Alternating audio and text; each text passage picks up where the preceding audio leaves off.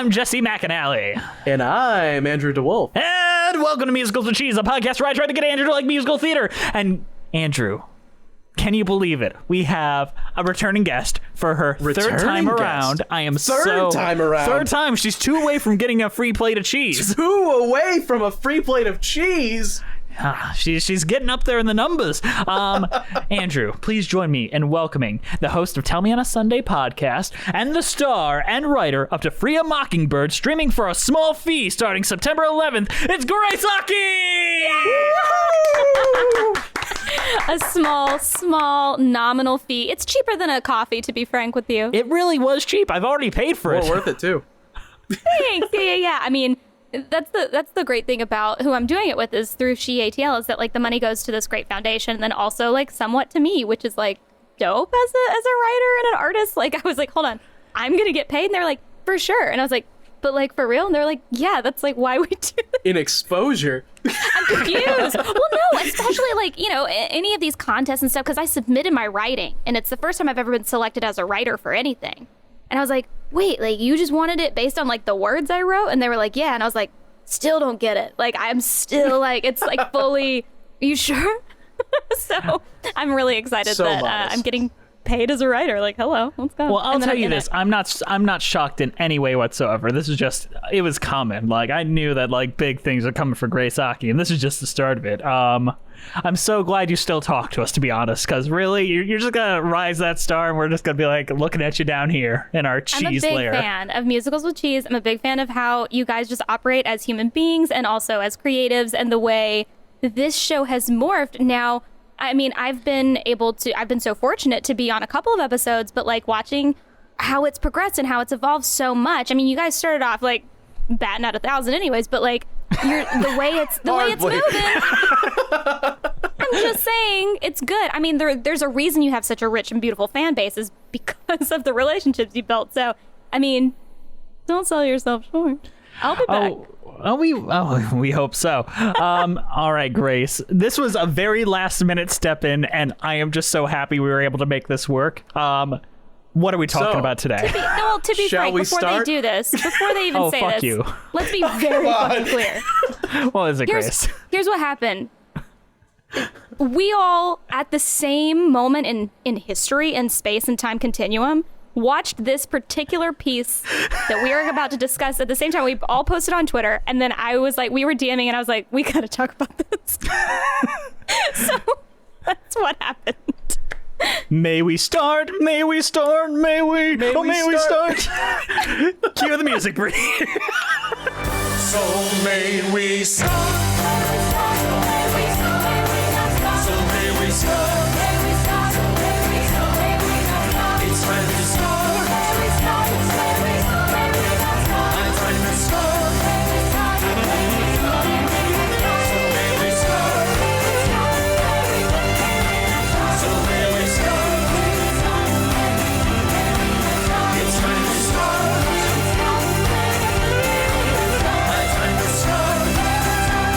Annette is a movie with music and lyrics and book by Ron and Russell Mael, the Sparks Brothers. It premiered on August 20th, 2021 on Amazon Prime. It was not originally conceived as a movie. It was originally intended to be a Sparks album, and they've done other albums before. But you know what? What's his name? The guy, Leos Carax.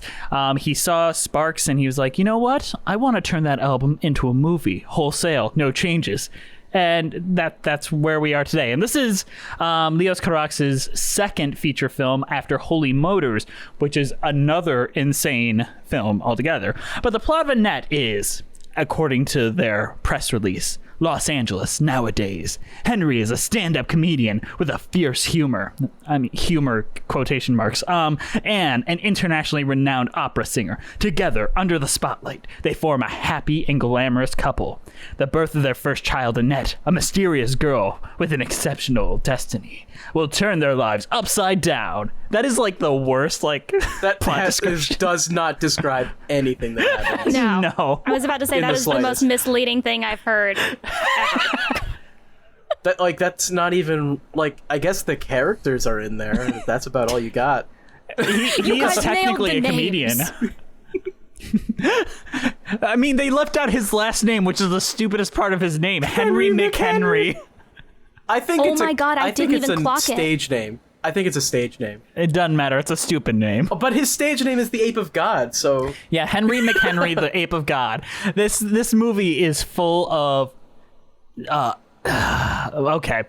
Grace, why did you watch this? I Okay. watch it because I watch every musical. Yeah, I mean, culturally, I like to know about everything just because I am never wanting to be in a room where somebody's talking about a thing and I'm like, but what is that?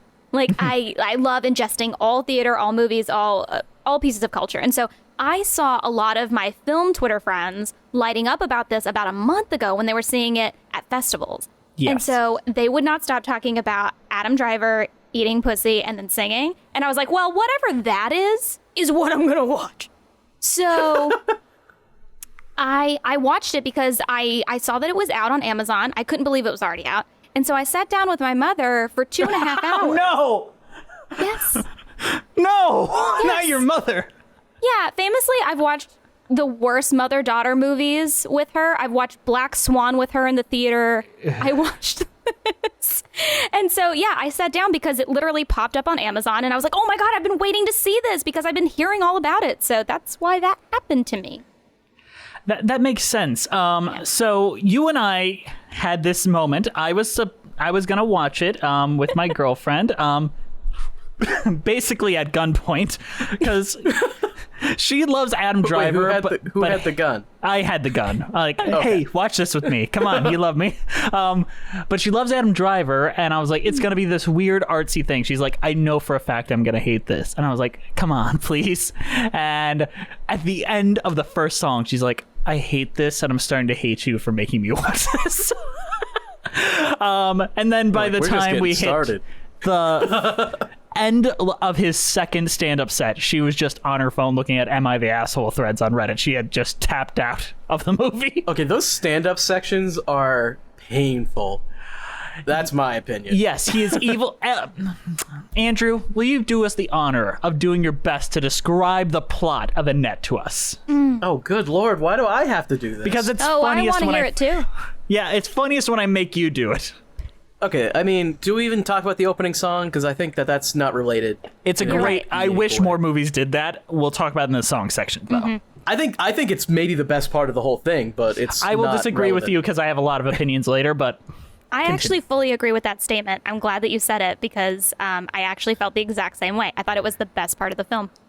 I don't disagree with it because it is an Look, it's opinion either I can the understand. opening or but the closing. One of those two the is closing, the best. the closing is mine. I have rewatched that. I don't want to spoil it quite yet. We'll get there, but there is a connection between us and Grace and that last scene, and we'll get there.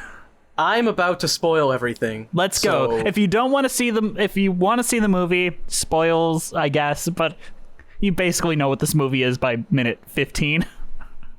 Yeah. Andrew, go. Okay. So Adam Driver plays Henry McHenry, who is Evil Bo Burnham. I would say evil Bo Burnham mixed with like Tim Heidecker And a little He's bit got, of like, Bill this- Hicks. He's got like a very anti-humor sort of style, like I love no that in jokes. men. I love when guys are like, what if I, as a comedian, were not funny? And I'm like, yeah, take more of my stage time, please. No, I mean, I understand anti-humor to a certain extent. I mean, it's performance art almost more than it is comic. Work. I'm going to disagree with you because Andy Kaufman is performance art. He gets laughs, whether or not you know it or not. Well, yeah, that's what I'm saying, though. That is anti-humor. Anti-humor is funny, but it's performance art. Whereas I would not say that anything Henry McHenry is doing is funny. Yeah. Maybe the funniest thing he does is that he's in a bathrobe. That joke ends in like a second. Okay, you're doing Lebowski cosplay next. Yeah, he spins the mic over his head every That's time. his I thing. don't He know. spins the mic. Oh my goodness! Wow.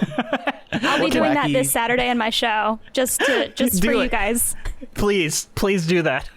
And he is dating Anne, who I'm sorry, who was the actress? for Marianne Anne? Marion Cotillard. Cotillard. She does very well, I think, but She I is don't know- underused criminally. I don't know the names. I'm sorry. but she plays Anne, who is a opera singer who is very famous and Well regarded. up and comer as well, like getting more famous. Whereas Henry McHenry is kind of hitting a low point in his career. And then they are dating. They have a child, Annette, who is a puppet.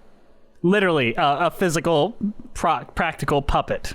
Yes. And which the is best very character in the cool, movie. And probably, one of the cooler parts of the movie.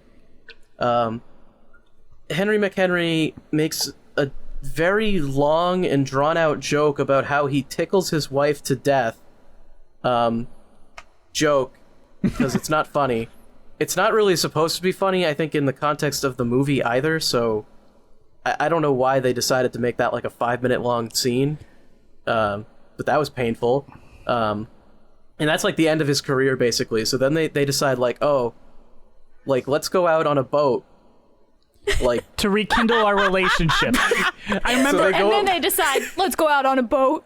I remember as soon as that happened, I was like, "Oh fuck, they're doing Natalie Wood! They're doing Natalie That's exactly Wood!" what I said. I screamed Natalie Wood, and I was like, don't do it. So they go out on a boat, and of course there's like the biggest storm ever out on the boat. Yeah, it's so big, it's like almost looks like a green screen or like a projection. It looks like there's like a green screen behind them. It's that large. I think it's a projection though. It looks practical and it looks like the light's hitting them. I don't think it's a green screen. It is something. And then Henry gets really drunk for some reason during the storm, and then dances with his wife, and she gets thrown overboard and dies. No, it's not his wife. Is it his wife? Yeah, it's his wife. Yeah. They got married. Okay, it is his wife They at love that each point. other They so get much, Andrew. They said it like they love 25 each other times. so much. Paparazzi They do. photos. You're right. And So he throws those are the worst Anne part of into the the movie. water. I am still torn on whether or not this is intentional. I don't actually know. What do you think, Grace? Did he intentionally murder his wife? Did Natalie Wood get murdered? Yes. No. No, I'm saying it for both.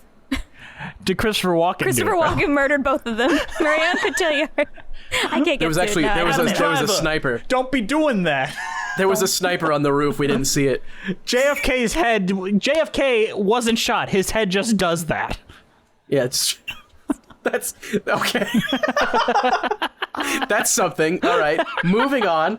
All right, Henry. That's one drink right there. Good joke. So then Henry saves Annette, the baby, and then he finds out that the baby will sing when lights are shined on it. Let me say right here, it's not just that she will sing. She will sing with his wife's opera voice. So she now has the voice of his wife, Yes. which is a confusing thing. I'm going to put a little pause in here because I've never seen this done in a movie, and I found it fascinating. So the wife is an opera singer, and her diegetic voice, meaning the voice that people hear, is a dubbed actress singing opera. But her non-diegetic voice, meaning this is not literally what we are hearing into her inner monologue, is Marion Cotillard's voice. It is the reverse of what it usually is. And I'd never seen that before, and it fascinates me. And then when she becomes ghost woman of the swamp, The lady of the lake. yes, she has the dubbed voice only.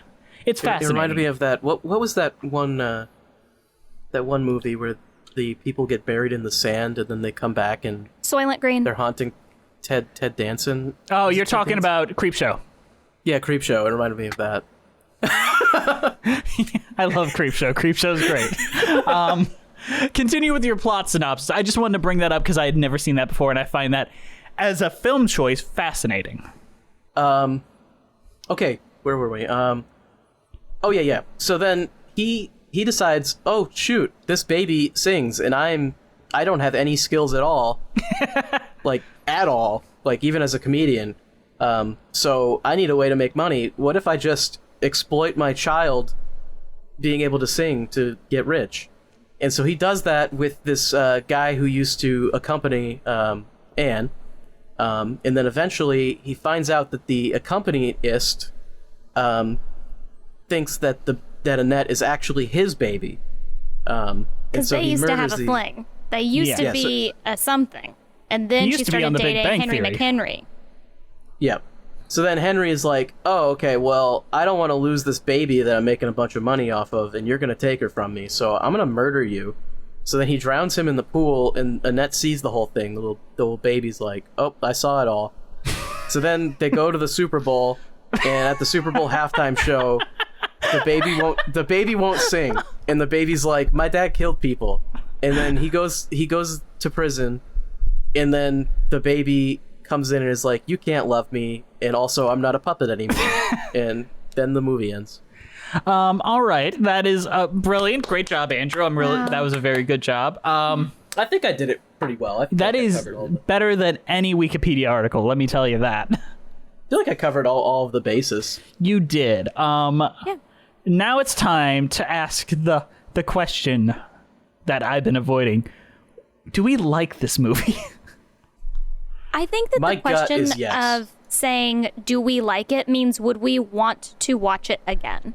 Like, let's say that this is something we had to pay for. Or like a Broadway show where you're like, do you like it? Meaning, would I go back? Would I want to take a friend? Would I recommend it? All of those answers for me are no. But I'm not saying that it is bad. You are asking if I like it. That's a good distinction. I think I would see it again. I have seen it. I've Personally. watched this 4 times since the initial DMing, Grace. I like your sad, look of sadness at me. I know really. you have friends. What are you doing? I like how you have a said you. girlfriend. What are you doing? She had to watch it with him all She 4 did. times. She did not have to watch it with me all 4 times. She watched it the one time, said that she hated me, and then Buy her something nice. That is unheard of. I know. He does this all the time. I do this a lot. She did watch Thoroughly Modern Millie and was just as baffled as everyone else should be. Sure. But I like getting her thoughts on it because I like bouncing my ideas and things for the show and just being like, what do you think of this? And I like getting opinions that are different than mine, and she often has that, which is the reason why I love having Andrew on the show, because his opinions are very often different than mine. If I wanted my own opinions back at me, I wouldn't be doing this. Look in a mirror. Yeah, fuck that. I'd rather never do that. You know that. So that is me framing. This is a schizophrenic film in a way. It feels like every scene is directed by a different person. And one of them is very, very competent, very smart, and makes a lot of very cool choices. And other scenes are made by someone that had never touched a film camera before or seen a musical. And you mix that together, and like that, the first there's a director that knew what he was doing and a second director that didn't, and you edit that all together, and that's what we have. So there's like a scene that I'm like, oh my god, I love that, and another scene I go, what the fuck? Are you kidding me? And then that's the movie. So it's more frustrating than if I didn't like any of it. Yeah. I feel like it's not cohesive enough for me to really love it. Like, it feels like it doesn't even know what it wants to say until it says it at the very end. But that's why that scene's the best scene. Yeah. But if you actually look at, like, what it's trying to say and then look back at what you actually watched and you're like, wait, this doesn't really tie in It was a necessarily. waste. It was a waste of time. But there's a lot of stuff that's like really good, and it's so close to being like actually good that it's like it is frustrating. It's like I'd rather it just was all terrible and I could just be like, man, that was garbage. Right. I wish that they had thought about what they were doing more than they did, which is wackadoo. Because there's like stuff, when I say I don't like it, it's stuff that I fucking hate. Like, it's not just What me did being you like, hate? let's just say the paparazzi photos, the little news blurbs that pop up that feel like, Oh my god, they Wait. look like they were made in like 5 seconds by a Okay. child. But that was funny. Like, I actually really enjoyed that part because it was intentional. And I was like, okay, cool. It's meant to look like those bad Star magazine ads. Like, that was one part that I actually found pretty enjoyable throughout the piece, is like every single time, like, especially when they're like estranged and like baby Annette is in like the stroller and Marion Cotilliard's like, I'm making a face that basically says, and you know what I'm saying. But yeah, like I thought that little every time those were bookmarked into the piece, I was like, this is funny. I can keep up with that. There's a through line. When people start singing songs that sound like they're written by a middle schooler, I don't understand how financially this was done. Like, I don't how? understand why they had the people sing the songs that they had sing the songs. Because they didn't sound like singers. That's one side of it. Let's put a pin in this right here. I do want to talk about Adam Driver and his history of wanting to be in musicals. Let's talk about that a little bit for a second. I'm assuming that, Grace, you've seen A Marriage Story. Oh, I have lived it, babe. Okay. You recall the scene where he just gets in front of a mic and sings Stephen Sondheim's Being Alive. I do. And I loved it. because that was a conversation that he had with the director Noah Baumbach about adapting Company with him playing Bobby. And that was the first time since Tom Hooper's Cats where I was like, I don't want this. I don't want this. But I feel like he's had this itch to be in a musical ever since he filmed that. And then you've got this guy who got this weird French man who is very well known for Holy Motors, which is one of the wackiest critical darlings that makes no sense in the world. And then you've got the Sparks brothers, who are hitting really hard right now. Edgar Wright just directed a documentary about them that released earlier this year. So they're these very well-respected composers that had this album at the ready. Of course, if you're Adam Driver, you're like, I can sing, I can play Company. Come on, I just did A Marriage Story and people loved me singing Being Alive. Come on. So you step into this and you sing all these atonal songs that don't particularly have melodies, but they have these really grand orchestrations to them. I love a lot of the score of this.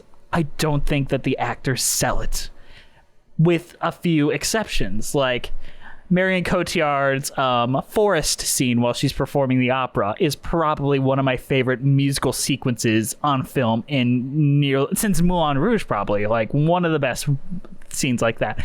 And then there's moments where it plays to Adam Driver's strength, like the final scene where they just kind of let him play that scene normally against an actor, and he hits the notes and the score matches his level, as opposed to just like, all the girls I see, they're obsessed with me. Yeah. Again, something you probably wrote in middle school. Yep. Like, I understand the concept of like the beautiful orchestrations that you're talking about. I love that. You could still have a scene with those orchestrations underneath it. Why do you have to have someone sing not in an appetizing way? Do you know what I'm saying? Like, I don't know why I had to sit through 2 hours of that. Tom Hooper has ruined movie musicals for everyone. Ever since Les Mis, people have been like, oh, Anne Hathaway won an Oscar for snotting and being real on camera. She didn't sound pretty. There's that clip of her where she's like, it felt really greedy to do the pretty version of it. And I feel like that has been the guide to movie musicals ever since. Singing a song is just greedy. No one wants to hear that. Yeah, I mean, Yes. like, guys, go back to Chicago, though. Like, I agree. Yeah, it's like those performances, you do want to revisit the soundtrack. I'm not sure who's listening to this particular record, you know? It's, yeah. I did. It's not catchy. Like, none of the songs are like, other than maybe the first one, none of the songs are like, oh man, there's like a real hook to this thing. Bro, I can sing you a bunch of these songs, and that's the worst part. You watched it 4 times in like a I week. can sing you more songs to this than I can from Andrew Lloyd Webber's Cinderella. Do you know why you can recite them, though? Because Why? the lyrics are lame and easy. I agree. I'm not disagreeing there. I think this was gonna be a really interesting album, and it's not. It's not a good film now. If it was an album sung by these two guys, and they're good singers from the Shall We Start opening number, they know what they're doing, and their voices would suit this. I think if they had suited actors, like, I'm thinking like David Bowie, if he was still with us. Younger, Well, maybe. have you heard Lazarus? Yes. It was absolutely in this vein of Lazarus. When I saw that at Exactly. New York Theater Workshop, I remember being like, this is so avant-garde in a way, but I think that the theater totally needs it, and everyone sold it. Michael C. Hall sold it well. Sophie Ann Caruso sold it well. Kristen Milioti sold it well. And they were able to present that type of context and piece in a way that was palatable. And these actors were not given that opportunity because they don't have a musical theater background. Do we want to hear who was almost Anne? So the first person cast was Kristen Stewart. As the female, Adam Driver has always been attached to the project. Adam Driver has years. always been in this film. He was always the one. He was really into this. But Anne has been replaced with several actresses. First one was Kristen Stewart. She was hired. She was brought in. She couldn't sing.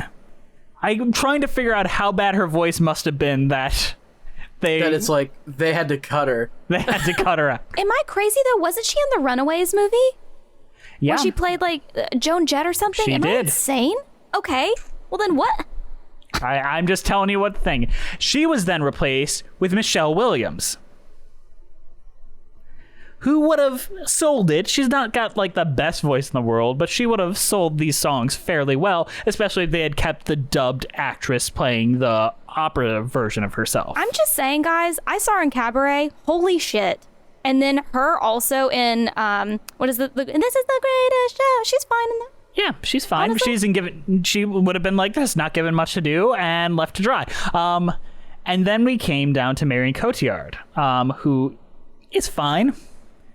And she had only done one singing role before, and that was 9, which she was given. Yeah, bet you don't even remember her being in 9. Well, no, also she played Edith Piaf in La Vie en Rose, but she was dubbed. But I know she was not dubbed in 9. I think she's very good, very underused in this, and She dies so early. Yeah, she really does.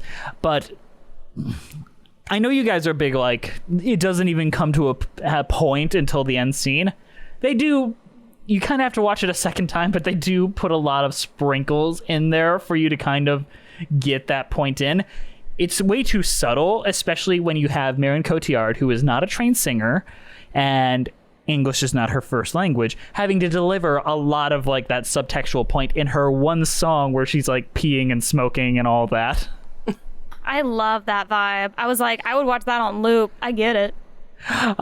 Where she's like singing about how Annette is her drug and like how obsessed she is with this baby and how unhealthy that relationship was. And so when the little girl at the end is like, "Oh, I hate mom too for like obsessing over me and treating me like her drug and like all that. I hate you both." It kind of was like, "What now?" At first time, and then the second time, okay, I get it. It's just you got to kind of listen for it. And know what you're looking for. Who died when you were like literally too small to have memories? Hey, she was a puppet. She was a puppet who could sing opera. You don't know what she knows. She ratted out her murdering dad. That's true. Because you said that, when that happened and Annette, no shit, literally goes, "Daddy kills people." Were you guys like, what? Because my mom went, I knew it. I was like, I hope he goes to prison, and then he goes to prison. I was like, yeah, let's go. Great.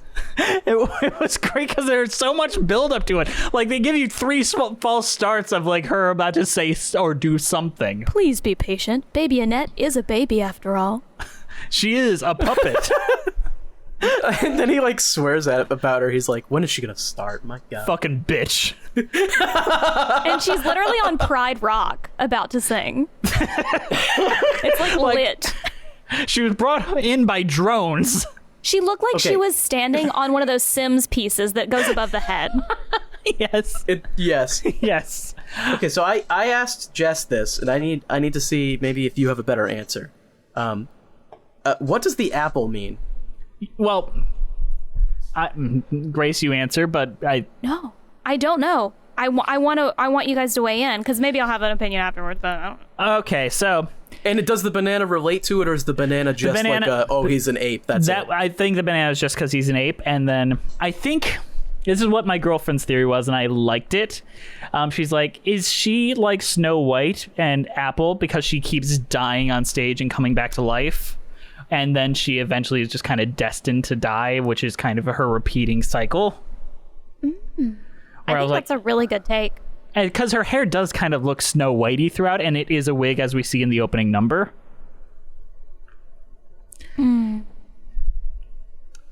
I would say that the banana would relate then, because I feel like he's jealous of her that she's able to die every night, and he wants to be able to do that as well, but he has a banana, he doesn't have an apple. Yeah, it is I just assumed the banana was because he's an ape. Was literally, I was going. Well, I think it is literally that, but I feel like there might be more. But then raises the question: why does Annette always hold a stuffed ape? Like, is that because she's connected more to the father? Like, what does that mean? I don't know. I was trying to decipher ape of God. Is there some sort of biblical message in the story? But I can't figure. But then apple could be Eve. But then again, that doesn't make sense though. That's not what that means. Like, that's not what the apple means in that sense. So I was trying to think, like, ape of God. Like, is it that he wants to be a god, but he's always like he's a man? I mean, he plays God often. He tries to hold people's lives within him. He talks about how he has a godlike scenario with his audiences. He tells them what to do. He tells them how to think. He tells them how to laugh. And so that could be the whole thing. And then my theory about, I don't know if you're going to get to this later, so you may want to cut it, but like the whole thing with Annette herself being a literal marionette puppet, and like that's her deal, and that's why she at the end transforms before our eyes, because she's no longer their puppet anymore. Yeah, I mean, I think that is the very message, not obvious, but that's like the more clear-cut message, is like both parents were viewing her as an object, and then now that he's gone, she's literally not a puppet anymore. But I feel like there's other aspects of it that just don't tie into that I'm a little bit like, what does the comedian stuff mean? Like, what does the opera stuff mean before that? Because I feel like it has to have something. Well, he's trying to make you laugh, and it brings him nothing. Let me finish. It brings him nothing but misery to try to make people laugh, whereas she's making people cry, and it brings her nothing but joy to do that. And it is the kind of dichotomy of like dying on stage and killing on stage. Part of why I feel like he kills her on purpose, because I personally think it was on purpose. I think it's an intentional. He murders her.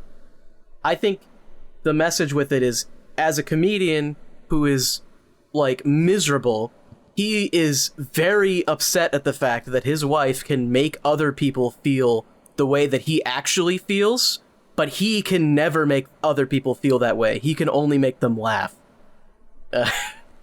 You know, I feel like it's like a deep envy between them, and then he murders her.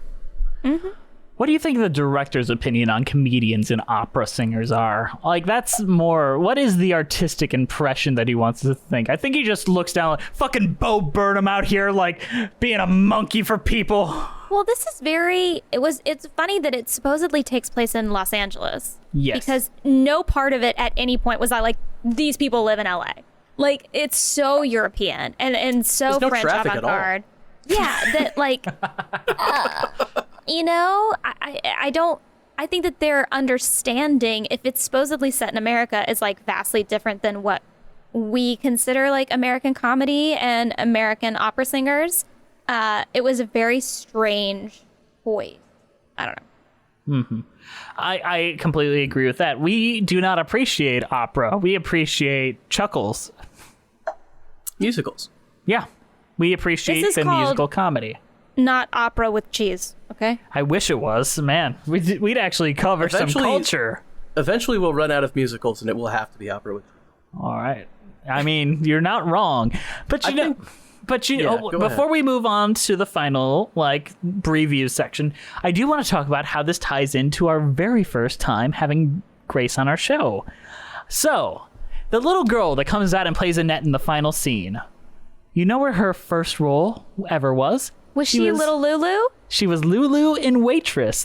She was one of the original cast Lulus in Waitress. And this was like her first big role. I was reading through her biography because on Amazon Prime, if you move your mouse at all, like you'll get like the actress and stuff. And it's obvious her parent wrote this. Like, she's a talented young lady and she beat out hundreds of girls to be Annette in Annette. She really wanted to be in that little prison cell with Adam Driver, and I said, honey, you're going to get that part. I mean, she's in probably the best, like one of the two best scenes. She is probably the best actress in this movie. She is so fucking good in that scene. Like, literally, she breaks my heart in a film that I didn't think could give me emotions. That's valid. Is Henry allowed to love her, though? No, not really, Daddy. What do you take from that line? I don't. Like, is it that love has to be reciprocal? Is that? Can you love something that you're not around? And like, let's just say a stalker situation. If someone is stalking someone and is convinced that they love them, do you really love them? Do you really love them if you're not doing what's best for them?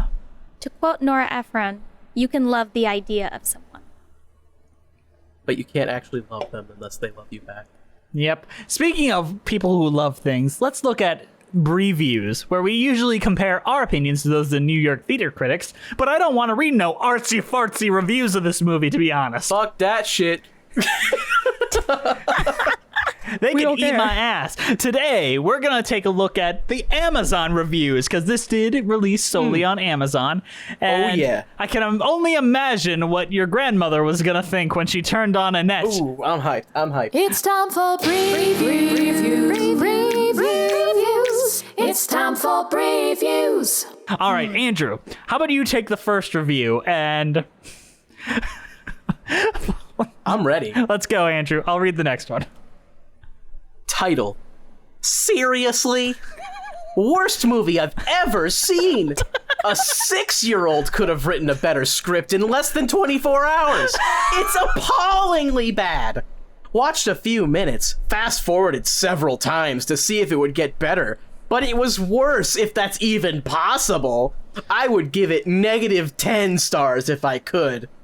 So I don't think they love this movie. You guys found my review. Is this yours? Grace, You hated you? it this much? I don't agree with that. I don't think a 6-year-old could do a better script. They would definitely not write in all those sex scenes. And come on. I mean, they might have. I'll do the next one. The title is Bad. Ah. I watched 15 minutes of what I saw as the dumbest movie I had ever seen in. SENN. Sen. Don't agree with that one. Andrew, you're next. Title. Stupid. I'm 20 minutes into this piece of garbage. If you want to cringe and feel stupid, watch this rubbish. It's so bad it should have never been made. Whoever wrote the script and these lyrics to these corny songs, period. That's not a sentence. The description to this piece of trash is misleading. It's like a really bad high school musical play, only with a bigger budget. I would rather watch that high school musical movies. I'm never gonna get the 30 minutes... 20 minutes. 30 minutes of my life back. Whomever gave the green light for this POS should be fired. I like the opening line is I'm 20 minutes in and then I'm never gonna get the 30 minutes back. Well, because it took him 10 minutes to write it. It took him 10 minutes to write the review. That's right. Yeah, I can't disagree. Whoever wrote the script and these lyrics to these corny songs. So the next one is, the title is Quit. Got to the no cloth stuff and quit the movie. Not and quit the movie, and quit the movie. Technically, Anne does quit halfway through. You make a good point. Andrew, you're next. The no clothes stuff, I mean, that was a little risque. Oh. Adam Driver made a woman come. How dare he? Ugh. Title. Bruh. It felt like a parody movie of the movie La La Land. I have questions. I mean, actually it the takes best place in one. LA about a couple. It doesn't really work out for them in the end. This is La La Land. I mean, I said it was like Joker, but whatever. It's like that too. La La Land meets Joker. You've got Annette with sprinkles of Mommy Dearest. Title: I know. Bizarre. This could be one of the strangest movies I've ever seen. I was attracted to it because it starred Adam Driver, who portrays a comedian who isn't very funny. The baby/child is portrayed by a puppet. The script is very offbeat and disjointed. Not sure if any actor could have been successful in this movie. The only saving grace is the music. The first scene in the movie showed great potential reminiscent of West Side Story. Really? Is that the comparison we're making? Maybe Yeah, as sure, in whatever. as in an opening number. Maybe. Maybe as in like the only musical I've ever heard of is West Side Story. I think that's it. I think that was literally... Unfortunately, it was a steady decline from that moment until the ending credits, with another similar scene as the beginning. Extremely disappointing. All right, 2 more reviews. Title: Yuck. Pretentious. Even if one is highly creative and attempting to create something wholly new, they must have a sense of audience. And I mean audience in the familiar way, not the philosophical or pedantic way. I'm an audience member trying to have an enjoyable viewing experience. This movie just does not care that I'm there. And what this Hollywood fascination with Adam Driver, he is nothing special. You know what? I don't disagree with that last statement. Juilliard would disagree with you. Oh, I didn't go to Juilliard. Well, he did. So. So did Okay, Patty so- LuPone. Did you save the best one for last year? Maybe. Here's the title. 1 out of 5 stars. Less avant-garde theater, more unattractive ego trip. Yikes, boy. where to start with this? ... Annette is a story about a director dying to show the world how socially awakened and artsy he is, disguised as a musical about fame, love, regret, and general pitfalls of today's society. I don't want to spoil the plot for anyone unfortunate enough to stumble across Annette, so I will try to explain without giving too much away. Number 1, the fourth wall is broken immediately, in a way that is neither funny nor offers any unique perspectives, that is forgotten about throughout the rest of the film. Did you want to be reminded of it constantly? Like, what? Hi, audience at home. How you enjoying the film? Remember me, the director?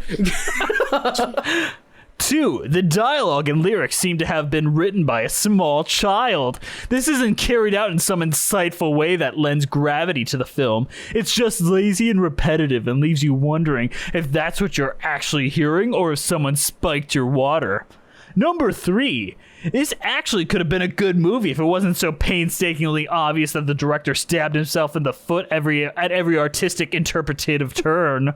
The plot is extremely scant and the film seems to jump around from style to style without ever effectively pulling off any of them. It possesses neither the charm of a musical, the visual appeal of sci-fi/fantasy, or the depth of a drama. Number 4, what was obviously intended to be an impactful interpretation of the American social crisis ends up coming off as an egotistical admonishment from someone who is obviously out of touch with the everyday struggles of regular people. So instead of being this cool artistic statement piece, Annette is just a sad, low production wannabe. I feel like there's like actually good points in Yeah. this one. It's just soaked in this like it was so pretentious. I agree. Like thing. Like if this was like a 2 stars out of 5 review and it was like the same points without that like And maybe the director like was pretentious. and maybe like, like 'cause- one positive, because I feel like you can't really say this is a low effort failure. I feel like you can tell that they put effort in. Like I wouldn't say that 1 star is justified out of 5 for this. It's not that fucking I'd say bad. 2 is justified. Yeah. 2, maybe 2.5. I feel like that would be around where I'd put it. I don't know. I just think I didn't find it that pretentious. Maybe I'm wrong, but I feel like I can. Yeah, I it's didn't find it pretentious. There's some elements of it that were like, yeah, they're trying to like say something here, but I never was like. It never felt like it was like I'm really smart. Watch this. Look how smart I am. Like I don't know. I never. Grace, I felt see that. something ruminating in you. What you got? Okay. I want you both to kind of take a mental inventory of every time you see a piece of either theater, film, or musical. where there's a male protagonist that's so tortured and is an asshole. Oh, it's Always. It's a very it's a bad big trope. thing. It's a very bad trope, and it's usually linked in heavy pretentiousness by whomever wrote it, right? So Yes. I think that the point of whatever that person is saying is there's some truth there with all of these stories about men literally murdering people. And then you're like, oh, but like, see, he's troubled. And I'm like, I don't care. I hate him. I don't think that usually with those, they try to like humanize them a lot. Yes. And I feel like in this one, they don't actually do that. Like they're just kind of like, he's a dick. Like he's just bad. And at the end, he doesn't get a redemption. He doesn't get anything.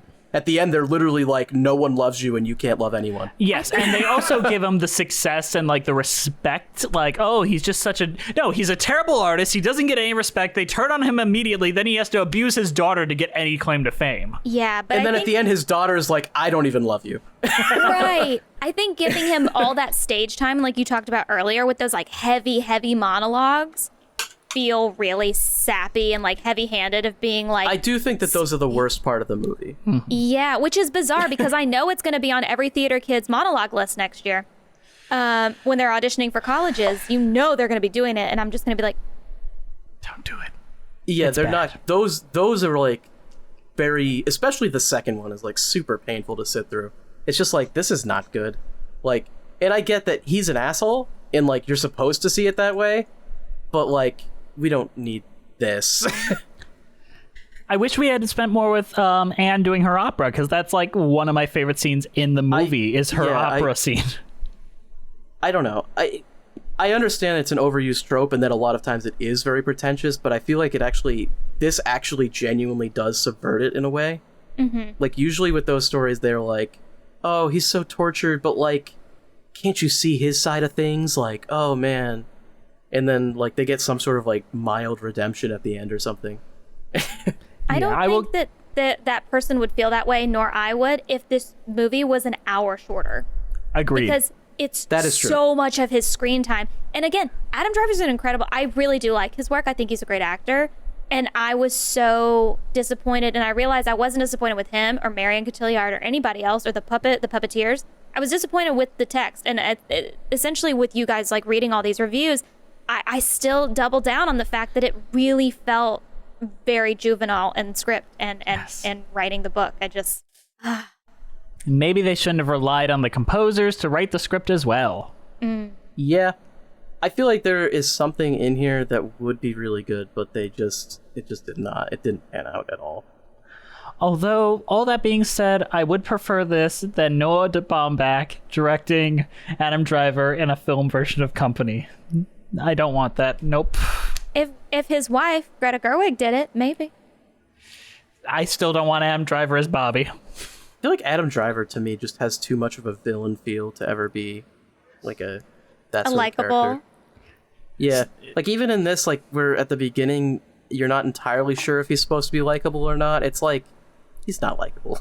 Well, I have to tell you both because I don't know if you're going to see Company on Broadway. The current Bobby also can't really sing that part, so... We did see a bootleg of that. I have thoughts that are outside of her about that. I don't like the restrictions that Sondheim put on that musical that fuck up the entire story when you put a woman in the lead. But go listen to our Company episode for that. Grace and I can talk off mic about that.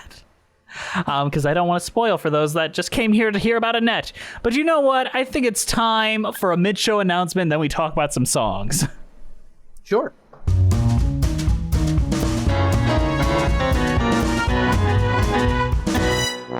Hey guys, sorry to interrupt you in the middle of the show, but we've got a shill at you. Today's show is brought to you by the extremely kind donations by our donors over at Patreon.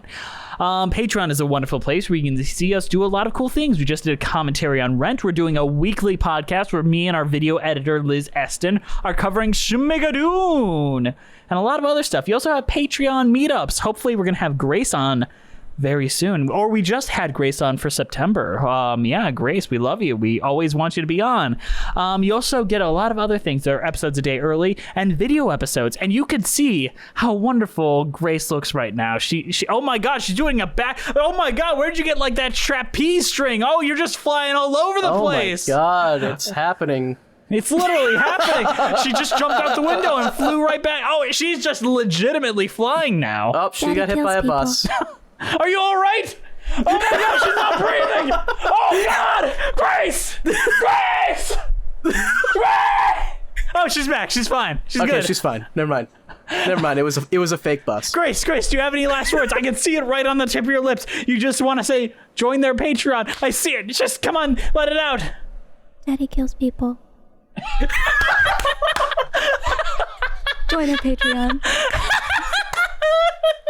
Look, she's a baby, okay? We just give her some slack. She just got hit by a bus. Come on. Our current patrons are... Oh, good lord. Melissa Goldman, Terry Needleman, John Donna, Leighton Ackles, Danielle Renix, Jess the Stampede, Ewan Cassidy, Tess Gear, Fire September, Monica Thoreau, Amina Maniri, Brent I can't even say his name anymore. Brent Black. Haley Murray, Nathaniel Stacy Coombe, Joseph Evans Green, Carrie Ahern, Mary Lou Choquette, John Vanals, Heck You I Go By Elijah Now, Russ Walker, Musical Held, Emily Gracie, To Blam, Kyle Summers, Janae C, Scoot in the Technicolor Dreamcoat, Felice A, Liz Lim, Allison Stuller, Nothing Is Certain Except Beth and Taxes, John Vanals, Thespian, Ren Cullen, Wait in the Wings, Jacob Stroop, Rafael Martinez Salaz, Robert Benjamin, Rochelle T, Jessica T, Genevieve Hartnett, Cass, Mitchell Young, Chai Teacup, Katie McDonough, Timothy Keys, Jeffrey Machado, Jacuse, Toon Vanesson, R. Elliott, Chris Marcotte, Katie Terberg, Mimu, Hiji Marie Anastasio, Leela, RJ Noriga, Sebastian Canino, Aven Regan, Super Antelope, Lizzie Keynes, and Charlie Brown. Charlie B. These give us a little Charlie extra B. financial support that helps us keep the lights on here. Your musicals achieved. If you'd like to join them in supporting us and tons of other stuff, come join us over at Patreon. All right, are we ready to get back to the show? Let's Yeah, do we're it. ready.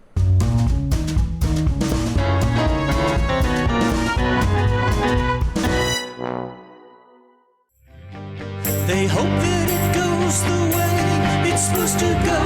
There's fear in them all, but they can't let it show.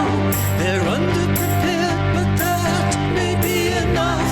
The budget is large, but still, it's not enough. So may we start. May we start? May we now start? So may we start. May we start? May we now start? It's time to start. May we start? May we now start? Like time to start. May we start? May we now start? Would you like to start? Maybe start. May we start? I love this opening number. The scene's so good. It made me think that there was going to be a different style of music in this show than there actually ended Yeah. up being. Yeah. Totally. I thought the same, and I also predict that this will be the Oscars opener for next year. I think anyone's going to remember this movie by next year. I hope It'll all not. be No. West Side Story and Dear Evan Hansen. Come on. Yeah. Not that this would be a bad song to open the Oscars. No, It's it'd be a just, I great don't song think- to open. I just don't think it's going to happen. I could see them doing a medley of musicals that have been made in the past year. They're trying to like pay an homage to it, and I could see them Okay. utilizing the May We Start, and then having like the cast of West Side Story doing a thing, you know, kind of like the Tonys. It would could be be fun. great. Yeah, that would be really good if they do I it. wouldn't be opposed to them showing this at all. I mean, so Amy Start is it's a fun song. I like the fourth wall break. I do think it's too. a fun way to start a show, especially one as long as this. It's like at least now we can see like who wrote the stuff. Like they're on the screen for us. They're like, you know, we're proud of what we did and we're here to show it to you. Did you catch their cameo later in the movie? I believe that I did. I can't remember. They were the pilots when they were on the world tour with Annette. Yes. No, I did catch it. I just couldn't remember when it was. Yeah, I think the song is great. I would honestly prefer it to win the Oscar for Best Original Song than Dear Evan Hansen's two original songs they're writing. Because I I don't don't know want how good In those the are. Heights- Pasek and Paul does not need another Oscar. I mean, what else did they win Oscars for? They La won La Oscars Land. for La La Land. Oh, La La Land and the Tom and Jerry Return to Oz. Yes. Tom and Jerry Return to Oz. Oh, and Greatest Showman. I mean, those boys book. They do. I'm hoping that Lin-Manuel Miranda wrote something good for Vivo. I have not watched that yet, but maybe. Give it to the Sparks, baby. Let the Sparks Brothers have their day in the sun. Grace, Yeah. what'd you think? Of what?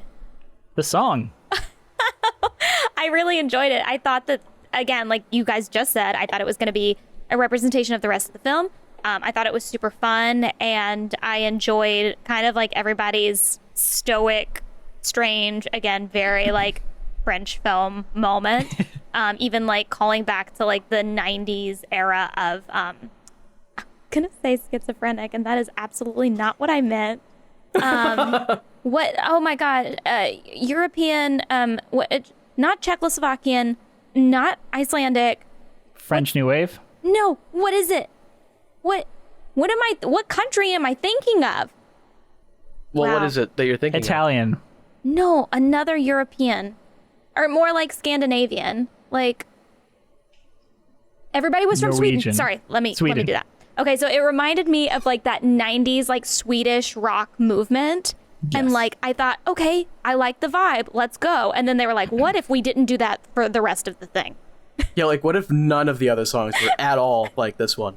Yeah, and also cinematically, wasn't that a great starter of being like, you know, like we're breaking that fourth wall. We're also setting the scene for you so beautifully, and then the rest of the time it was just like very drippy. So we'll get into that. But overall, I really love this opening number. My favorite song of the show. If Did you only notice it was opened all a one different shot? movie. Yeah, it was a great I one noticed shot. that too. Yeah. I like that they say goodbye to the characters, like the people that wrote it are like, oh, bye character. Go off, be in their movie, I guess. I thought it was really fun, and I was like, oh, that's gonna be like this sort of tone. That's really, and then it's like, Nope. no, not at all. Way too serious French weirdness. Let's go. Let's Kind of talk. a shame. It would have been a really good movie. Let's talk about the song I think is both one of the better and worst in the show, which is "We Love Each Other So Much." We love each other so much. We love each other so much. Speak soft when you say it. Speak soft when you say we love each other so much. Speak soft when you say it. Speak soft when you say we love each other so much. Oh, this is cringe. A song I wrote Lyrics for are my cringe. third boyfriend. I mean, like, you know, we were trading goldfish, and I was sitting there. We love each other so much. Absolutely It's like- bizarre. And I feel like almost the worst part is that it's like actually their song. Yep. And it comes back and it's like a plot element that this song exists. And it kind of breaks the rules of musicals where it's like, now this song was real. It's diegetic in their world. Yeah, like it's like they know the song and the guy wrote it and like he actually taught it to the daughter and now she can play it on the piano. Does that mean anytime Adam Driver's like my conductor friend, he's singing that? Yeah, is he like actually singing that? And he's like, man, you're But in a also, mood this tonight. is the one where they bang. Yes. Well, because they love each other so much. Yeah, when you love each other so much, you bang. Me and Andrew When a follow mommy and these a rules. daddy love each other so much, You bang. and then I shut the movie off because of the clothes off scene. I got We you the love- clothes off scene. We love Adam Driver taking a quick breath from eating pussy to be like, let me sing this part, and then go back under. Like, truly a king. Yeah, he's just like Batman in many ways. I do think that this is a cute melody, a very good melody. I hate the lyrics. If it weren't for the lyrics, I feel like I'd appreciate this a lot more. You could probably just put different lyrics in too. Is the thing? Well, at the end, little baby Annette sings, "Now you have no one to love." That almost made that it okay that this song existed, because I kind of like that payoff. Yeah, I think but you all could've- have set the bar so low. I know. It is. I agree. No, you know what I'm you saying? definitely.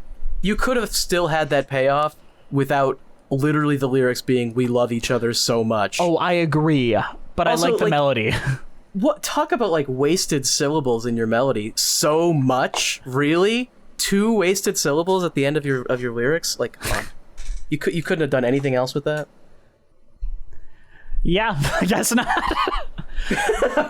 Can we talk about the aria, which I've already said is one of my like top 3 favorite scenes in this entire movie? One of my favorite musical theater scenes in a very long time. There's a chill in the air on this night. Where is the moon? Where is the starlight? Bearings lost. We're adrift on this night. Where is the moon? Where is the starlight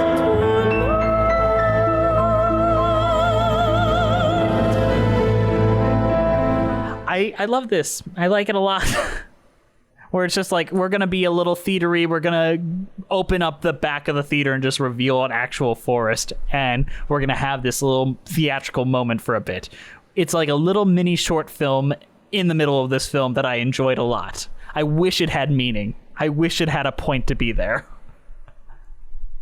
Andrew's looking because he doesn't remember the scene. I remember the scene. I'm trying to actually remember if there was a point. And There was no point. Wasn't. It literally existed just to look pretty and be cool. And I remember being Well, like, it man, was I hope this also pays off. It was painting the world of her for us. You know, we needed to understand exactly what she did, how she communicates with her audience, also how people, even though she's on a stage, what the audience gets from her is world building. And so I think that the more they expound upon that, and visually and also like with her singing, it helps us understand how beloved she is. So then when she dies, we're like, well, shit, they're gonna be pissed.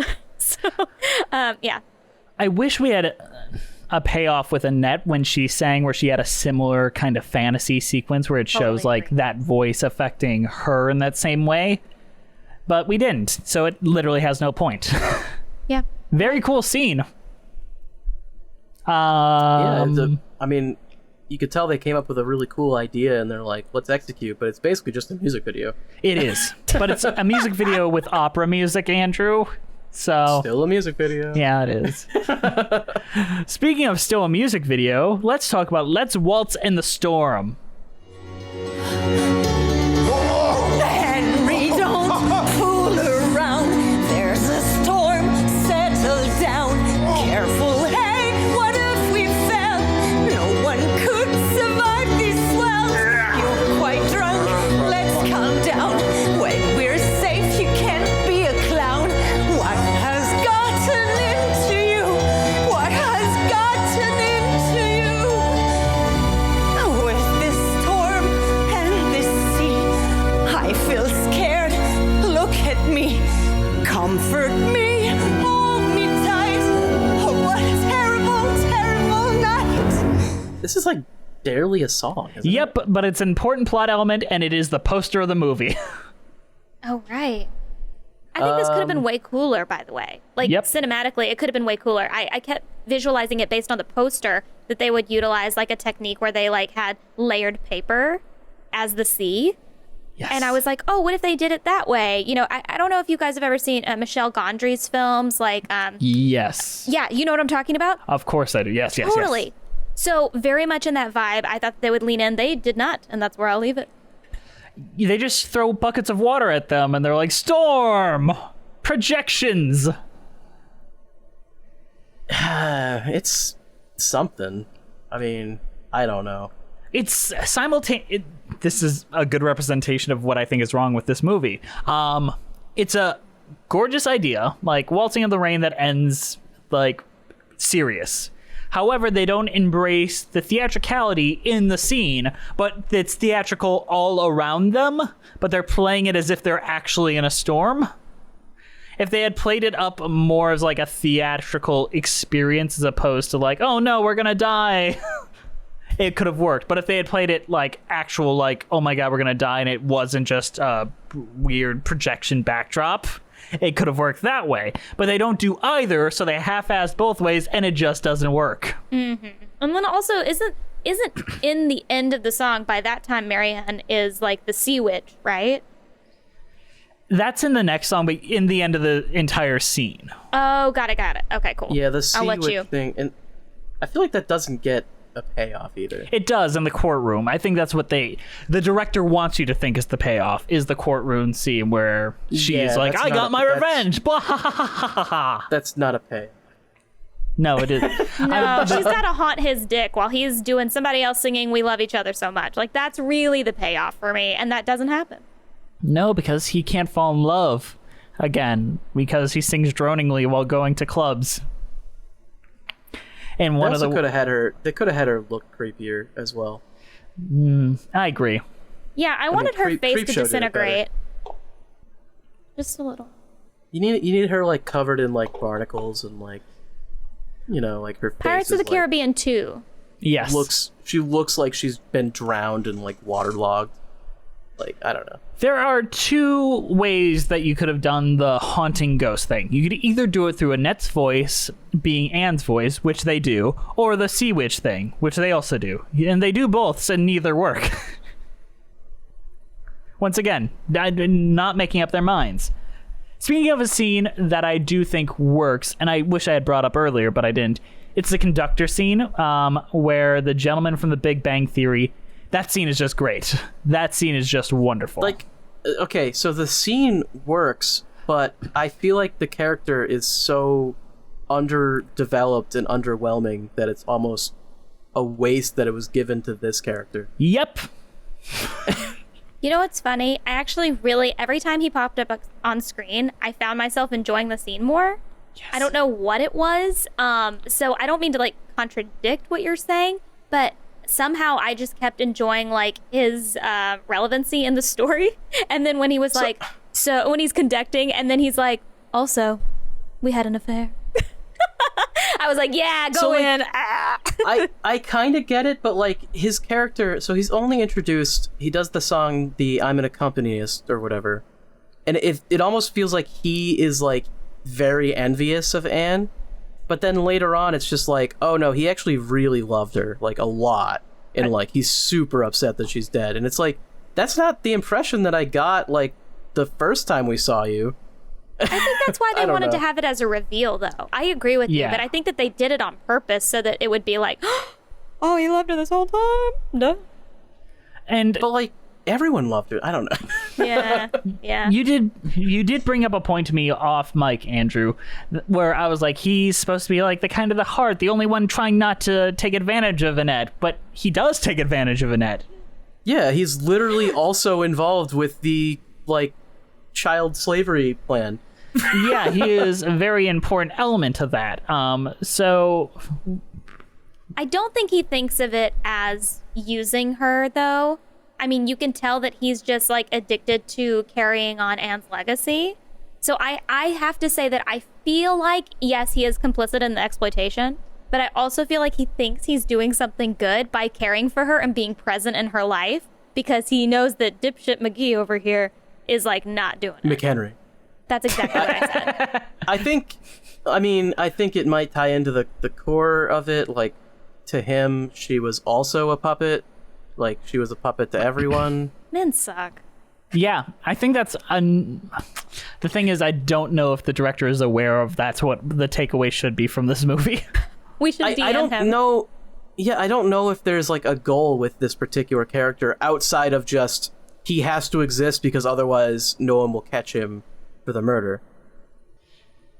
You think of him more as a plot tool than an actual character. Yeah, I mean. But he's Annette's dad. Maybe. Is he? Oh, 50-50 shot. Definitely. I think that Henry McHenry is so inept in all ways that he also, which I don't even agree with the sentiment, by the way, that's about to come out of my mouth, but I don't think he's even capable of impregnating her. Like, I don't think he's capable of anything. except for holding people's life in his hands, like God. So You think he doesn't know how to use his penis? oh, he knows how to use it, but I don't know if it works. I think he knows how to use his tongue more. On that note, let's talk about All the Girls, which is the worst song in this entire fucking movie. And there's a lot of bad ones. Am I handsome? Oh, charming, well, so. I'm a foreign guy. Rich and drunk, maybe that's why. Hard to imagine all these fucking men who hate themselves but want us to love them. All the girls I see look so great to me. Will I ever be lovable again? Because this one is, I'm going by the ones that are actually on the soundtrack they released, the Cannes version soundtrack.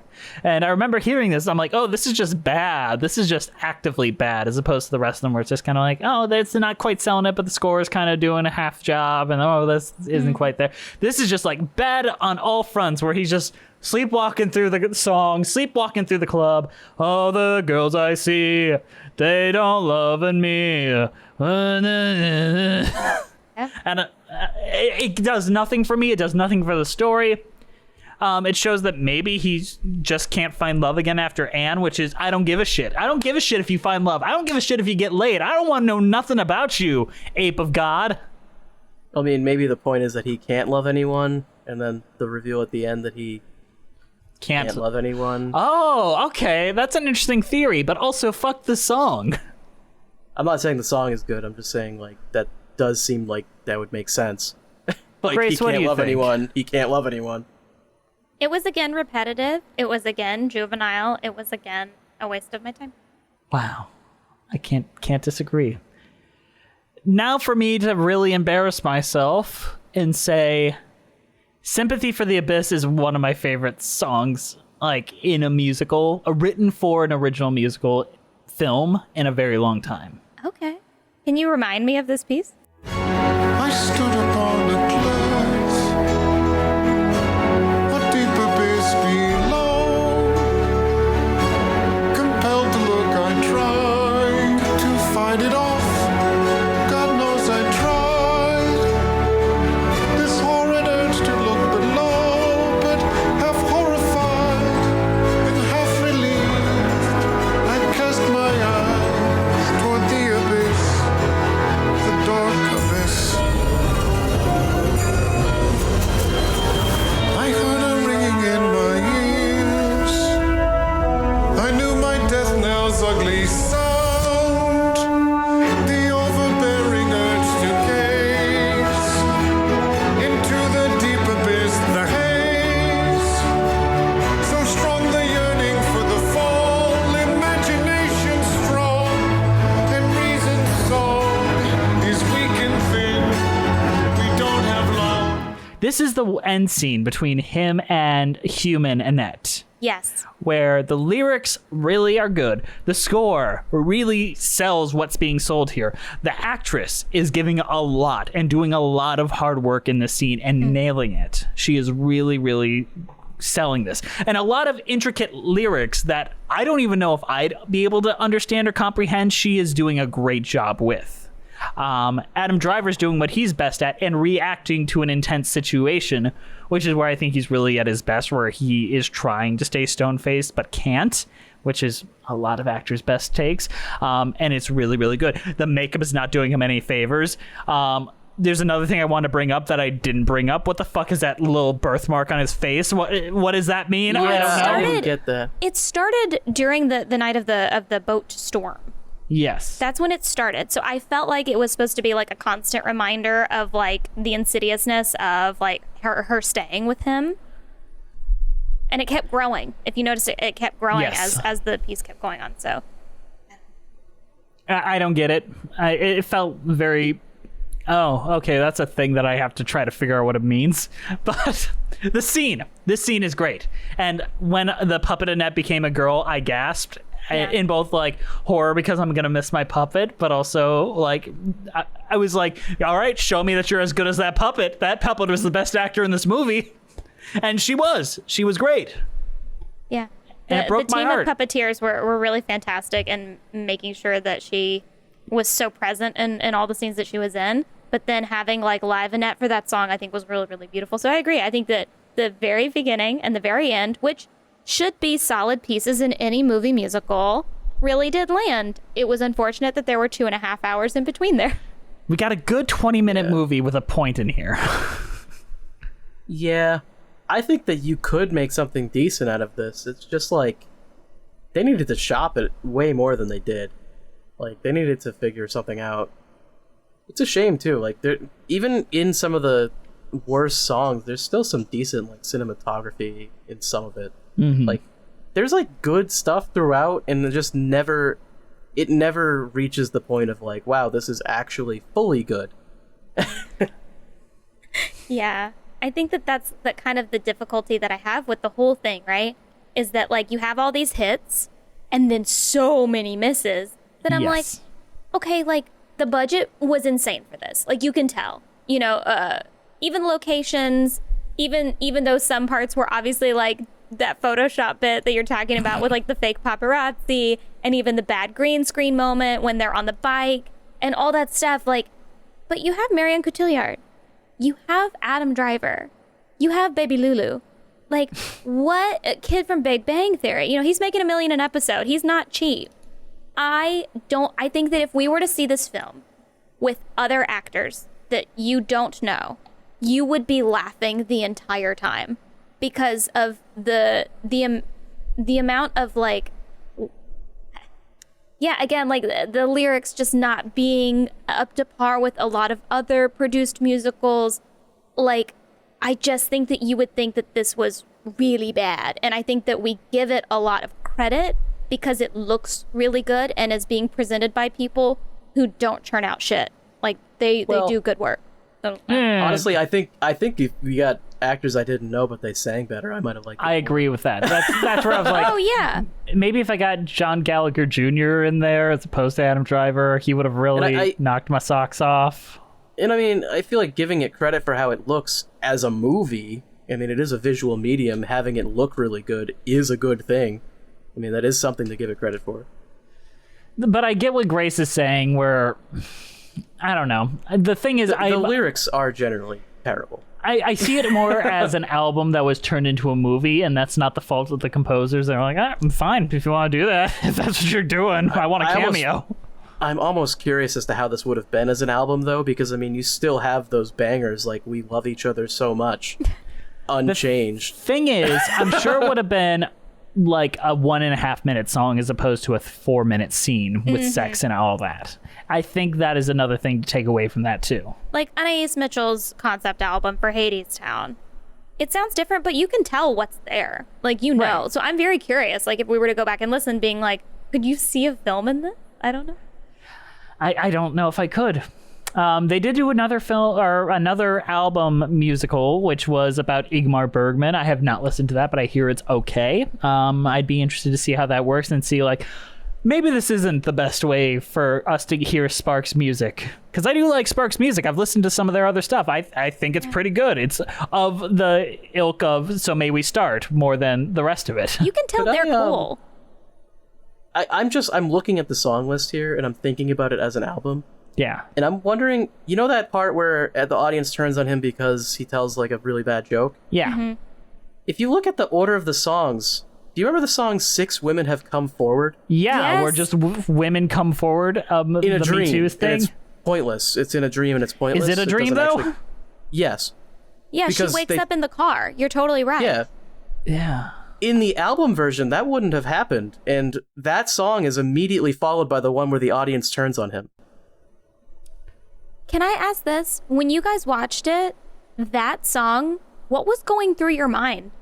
I was like, oh my god, we're really going this direction. Like, wow, okay. And then they just didn't do it. I had a really bad thought, which was, oh, there are people that aren't white in this movie, and then they weren't.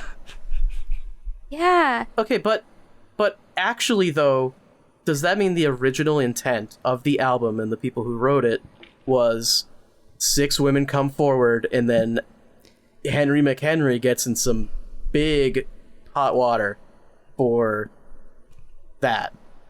I think that would have made more sense. But you know what's crazy? If you're totally right, if that's the story, I don't want to see it. I don't care about somebody that does that. I think that actually it would have made it worse, and I think that they were probably right to change it, but I'm wondering why they didn't just cut the song. I think as an abstract idea where Henry McHenry is not a physical being, but a guy folklore told in an album, that works. As opposed to like us seeing Adam Driver be this guy and having to spend time with him. Well, having to spend 2.5 hours with him. Yes. Because that's pretty early in the film, too. Mm-hmm. But, you know, I was just looking at it and I was like, wait, but they do bring up later when he's in the they... police investigation that he has a past with women, and they allude to this. Well, that's because that was also in a song. Yeah. Oh my God, you're so right. Fuck. The original intent of the album was he was supposed to be like a serial sex offender. Yeah. And it would have been much more fun to see him go down.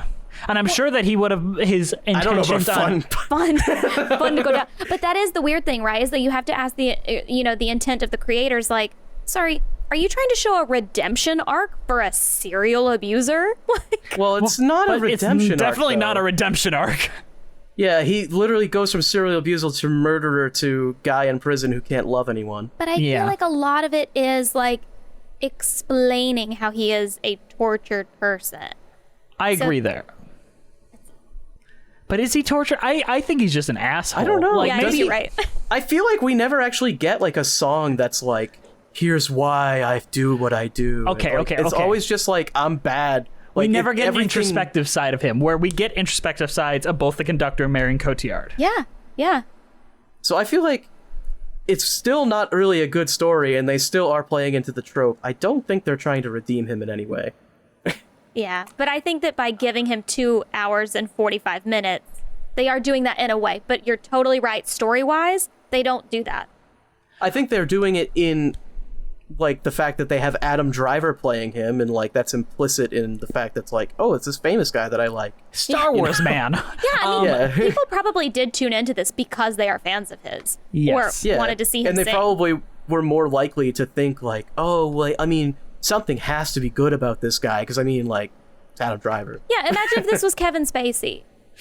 I'd rather not do that.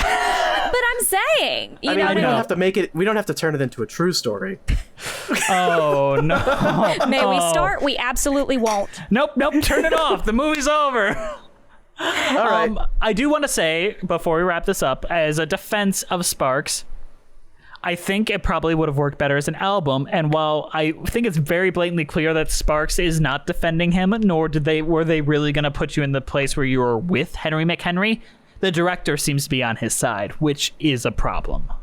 At least implicitly in some ways, yes. Yeah, he has to have some sort of empathy for this monster of a human, where I do not believe the music does, nor the text. You're not supposed to have sympathy for the abyss. Yeah. On that note, what is our overall thoughts on Annette and our cheese ratings? Andrew, why don't you go first?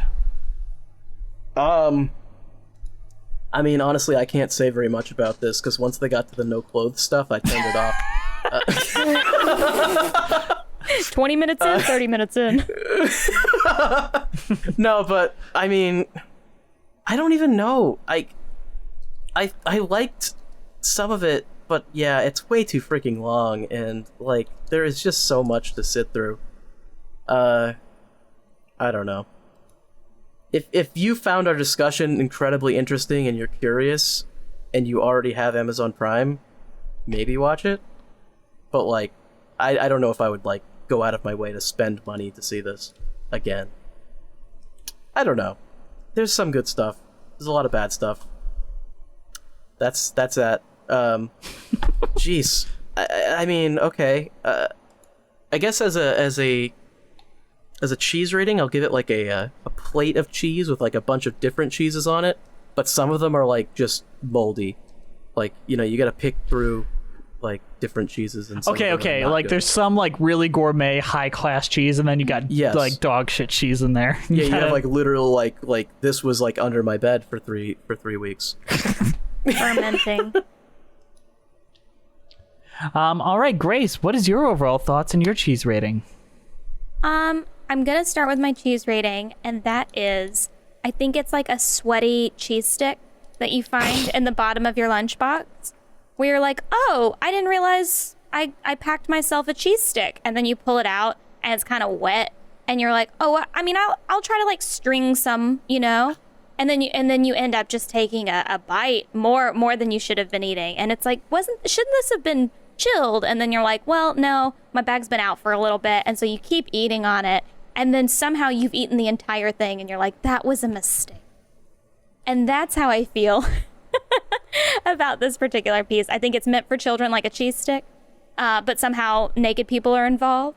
And I'm glad that I ingested it as a piece of culture, because I will say this, I am always a proponent of having movie musicals exist. I am always saying that I support that because I think that's how other things get made. So I don't want to just immediately put this on my no-no. But I will never probably watch this again. Famously, I've never even seen the Cats film. So the fact that I watched this fully... Cat's film was worse. Was it worse? But much more fun to watch. But more fun to watch. I think that the entertainment value is very, very low in this film, which is disappointing because I love all of the actors involved. I think there were a lot of great moments cinematography-wise. I think there were beautiful moments orchestration-wise, like you're talking about. And yeah, overall, bizarre watch. But I'm really glad we got to talk about it and watch it as a plan. That's it. That's me. Grace, you're wonderful. Annette, I still don't know how I feel about it. I didn't watch the film multiple times because I enjoyed it. Let me just say that. I wanted to have an educated opinion to make sure that if I said something didn't make sense, it actually didn't make sense. And to enjoy the scenes that I like. So I'd kind of tune out during the scenes where he's on stage, and I'd walk around, or I'd do laundry during those parts. Let me just phrase it like that. I'm not just like the entire time, like engaged. He was enraptured. No, I was enraptured the first watch just because I wanted to pay attention. So with that being said, this is a frustrating film. I would have preferred it just be outright bad, because then I'd have an opinion. I still don't quite know how I feel about it, because the opening scene, the ending scene, the conductor scene, the opera scene, so many individual scenes that I think are flippin' fantastic. Then there's just dog shit at the bottom. Like, so much dog shit that you have to trudge through to get to those great moments that you wonder, was it worth it? And I don't know if it was, but you might think it was. So I'd say if you want to give it a try, I would not dissuade you from that. And you might get something out of it. I've gotten a lot of messages because I've been tweeting about Annette a lot because I think it's funny to tweet about. Because it is. And people have messaged me like, Annette was terrible, I couldn't get through it. And then I've gotten like 5 messages, I think Annette's my favorite film of all time. So Watch more films, please. take that for what it's worth. But I get it. You know what? That's a great thing about art that I think that we need to take away from this moment, is the fact that art should be controversial and should be like something that we have great conversations about, which we had today. So keep DMing. Yes. There's anything to say about this is that it is actually something you can have an opinion on. Yes, or discussion on, or discussion about. Like, you don't even need to I don't even know what my opinion is on this movie, and But I if had a this is great your- discussion about it. If this is your favorite movie, maybe check out Dancer in the Dark. Oh, hell yeah. That's a much Which better is version of this. This, except for way better. Again, Scandinavian. Bjork should write more musicals. She was pretty good at that. I've been to her cat cafe in Iceland, in Reykjavik. Bjork needs more musicals. She's in Robert Eggers' new film, too. I'm excited for that. But my cheese rating can only be, a slightly, left out in the sun cheesecake from Annette's Cheesecakery in Ohio. I mean, how else could this have ended? You know that all 3 of us said old, not well cheese. It feels like wanna a throw that movie out made there. by an old, not well That's man. just 'cause there's just so many glaring problems that they could have fixed, and they seem to end. Put it in a refrigerator. I recently was watching some Adam Driver interviews about this, where I think he was just asked a general question about like, oh, what was it like making the film? He's like, all films are very hard to make. It's a miracle any film ever gets made. And that was his opinion on working on Annette. Okay, I mean, I don't know. Take that for what it's worth. Is he just a miserable guy?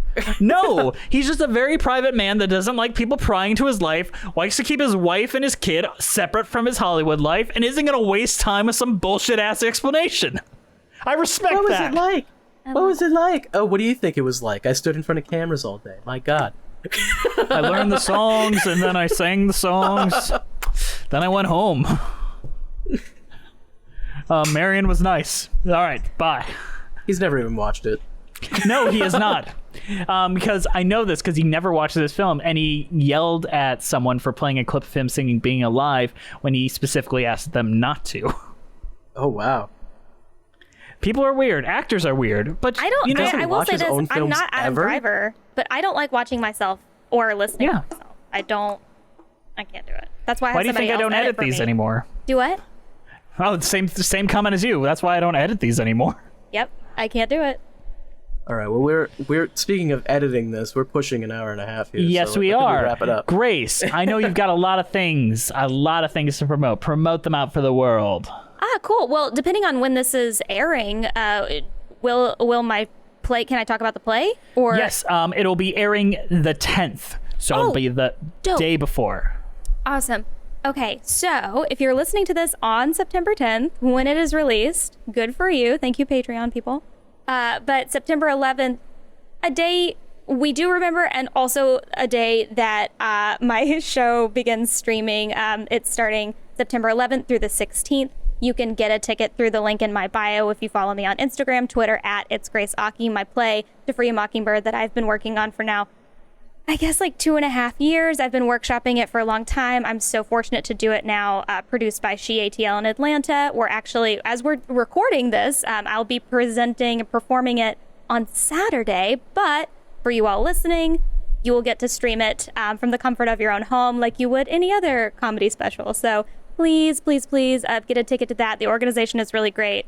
So you go to help other artists that are just as disenfranchised as I am. And follow me through all the social media channels @It's Grace Aki. You can listen to my podcast just about all the time at Tell Me on a Sunday through any podcast platform. And you can listen to me pretty much daily on Broadway radio. So you can get all of your theater news that day and listen to me talk about it. So there you go. I am a part of the Grace Aki fan club, and I cannot recommend being a part of it more. It's a wonderful, wonderful experience where I get to promote some great art. Aw, thank you so much. Yeah, I really do appreciate it. Like, my visual art, I've taken a small break from it right now because I'm working on the play, but I'll be really dick deep into it as soon as I get back to my studio in New York. And I'm super excited to bring you more of my visual art. You've been such a great supporter of it, and you can follow that on Etsy and Instagram @Grace Aki Made It. I would not have had a Valentine's Day gift without that. So thank you so much, Grace. You are a wonderful human being. Famously, I have tons of photos of you and your girlfriend still in my catalog on my computer and on my phone, and sometimes they'll just pop up, and I'm like, I hope they're doing well. We are. Thank you, Good. Grace. Yeah, and, you know what? You should do some art of me and Andrew. I'll pay you for that one day. I would but love it has to be just do that. But it has to be romantic art. It has to be like literally us, like in Can I those do you romantic two poses. doing the "We love each other so much" scene? Yes, but who's Marion Cotillard? I want the ending. I want to be the little kid. Grace, Don't say that. Give me a price. I will pay you, and if you release it on the same day as this, like that will be perfect. Gorgeous. But you have to be the puppet Annette in the background watching it. Oh yeah, no. I would have put myself in there somehow. I would be the warden in the jail. No, you have to be puppet Annette. Come on, I am puppet Annette. you There is are. a guard. There is a guard standing outside in that scene. Hey, no touching, but I'm not going to do anything No. to stop I'm it. on your face as the little spawn that keeps growing. I still don't understand what that was supposed to We be. gotta me find neither. out. Is it just? It can't be guilt because he never expresses any guilt. No, he thinks he did the right thing. Yeah, like Like all white men do when they do wrong. They're like, I feel no guilt. I did right. it was the right decision. I'm Adam Driver. I made the right call, killing that man. Gorgeous I'm so- impression. I'm so big, and he's so small. I like how it turned into drowned the Buffalo Big Bill at Bang the end. Theory guy. I'm gonna drown the Big Bang Theory guy. Moist from Dr. Horrible, get over here. On that note, thank you guys for listening. We're on iTunes, Spotify, Stitcher at Musicals with Cheese. We're on Twitter at Cheesy Musicals. We're on Patreon, Musicals with Cheese. Instagram, Musicals with Cheese. Our YouTube page is Musicals with Cheese. We have a Patreon-only podcast called Patreon with Cheese. Our title card was created by the amazing Jolene Casco. Go send her some love on Instagram at Jolene Casco. Our keeper of the cheese is the amazing Juliet Antonio. Thank you, Juliet, for doing that. This show is produced by the amazing, the incredible, I miss you so much, please come back to the show, Brianna Jones. Thank you, Brianna. Our theme songs were created by Robin Nash of IOU Music UK. Isn't it great? I have no idea which theme song played before this one, but it was made by her. Thank you to the Broadway Podcast Network for having us on the platform and for not kicking us off for having all this puppet hatred on there. All right, you guys, is there anything else you want to say before we wrap this up? We love each other so much. We love each other so much. Honestly, that's not even the worst song in there. The worst song is She Is Amazing when the fucking puppet comes out of Marion Cotillard. Oh, yeah. Worst song. What is it? Is that the She's Out of This World? She's out of this world. Because she's a puppet. We'll see you next time on Musicals with Cheese.